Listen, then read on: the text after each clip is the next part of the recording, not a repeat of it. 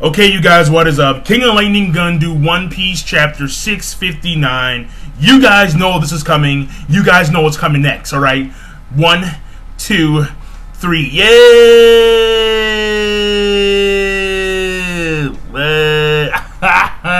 People, this is good shit. Why? Because I had a feeling that it was him. People had a feeling that it was him.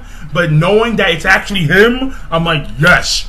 Yes, Oda, thank you, because this is my nigga. But let me get to the synopsis, alright? This chapter starts off and basically Smoker is making his way to the island.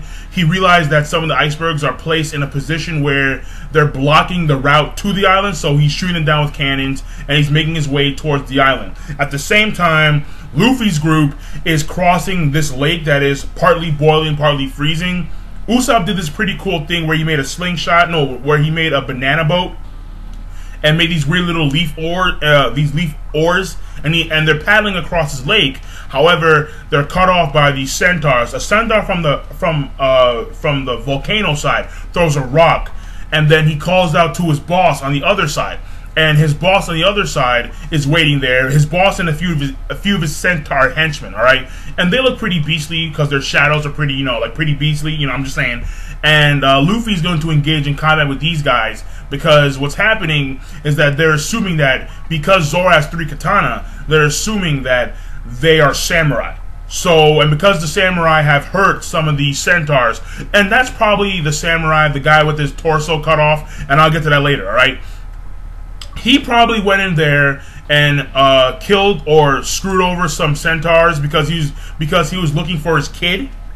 So that's probably the reason why that actually happened. All right, but then like he was freaked out about all the creatures on the island, so he went haywire and started killing a lot of these centaurs and all these other creatures. But and then we get into the scene of Chopper, and Chopper is taking these kids to safety with Nami. And the thing is, Chopper's whole entire kung fu point, it may get a little irritating in the future because he's doing this whole entire I mean, like, now at this point it's kind of funny, but I can see it really being overdone.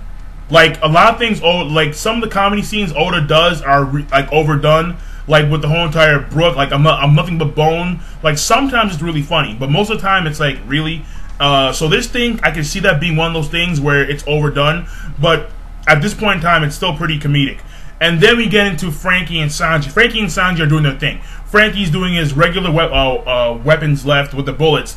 At the same time, Sanji, showing off his finesse and speed, was able to basically destroy all the air tanks that the masked men have, meaning that they cannot use the poison gas no more. And the thing is, these guys look like sheep. All right, they're sheep. All right, sheep being herded. You get yo inside joke. I'm just saying that's an inside joke right there. Right, these guys are sheep. And also the thing is, I mean, look, man, I love Sanji. When Sanji does something cool as that, showing off his finesse, thumbs up for me right there. And then we get into a scene because the samurai is having a conflict with someone right now. And I thought that it was Luffy at first, but no. Apparently, the torso of the samurai is engaged with combat against Soul King Brook. I was like, what the fuck? Brook and the samurai, and they were going at it. Brook does his ice thrust. The samurai dodges because he has no head or legs. He's just floating, and then does like a 2-sword style thing. But like Brook dodges, and so on and so forth. And then Brook runs away because he has no idea what the fuck is going on. He wants to get the fuck out, which makes sense because this is kind of freaky. And then the last part of this chapter, this is the shit that got to me. I was like, yes, Oda. The thing is, Smoker reaches it's not really a castle, it's more like a base within the frozen mountain. Smoker reaches this frozen mountain base area, and he's about to open the door when the doors open themselves and someone steps out, and that someone is Trafalgar Law. I was like, yeah, that's my nigga. Yo, Trafalgar Law steps out, and he's like, what are you guys doing in my vacation home? And I'm like, yo, this is vacation house. And then it says at the bottom that his former and he's a Shibukai. Trafalgar Law is a Shibukai, and his former bounty was 440 million berry. That's some crazy shit. That's some crazy shit.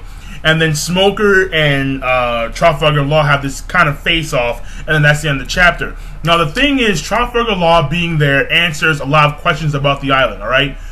First of all, it answers the whole entire thing with the centaurs. The centaurs are obviously, and all these other mythical creatures. Like, the thing is, the dragon that was there, I don't think that this dragon was created because it looked original, but the centaurs, the half human, the half leopard, the half human, half zebra, clearly Trafalgar Law did that.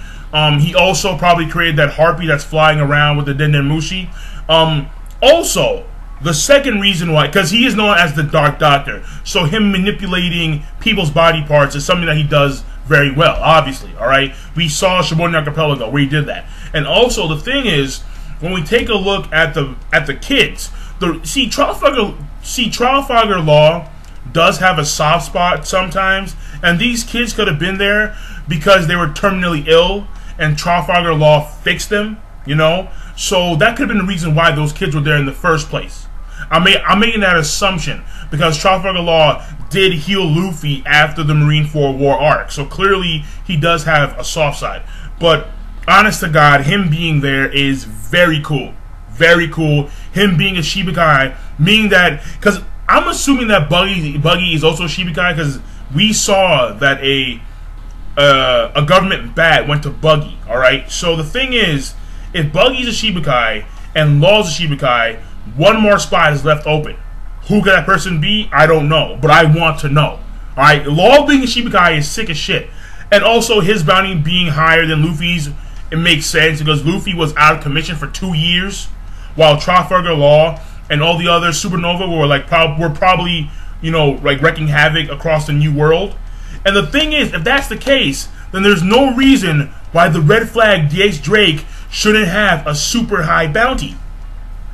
The Red Flag DH Drake should have I'm telling you people, his bounty should be like at least over 500 million. I'm telling you, the Red Flag DH Drake probably has a piss high bounty. With that being said, it was a good chapter of One Piece. I'll see you guys next week for One Piece chapter 660. King of Lightning, rate, comment, subscribe, and I'll see you guys later. Signing off.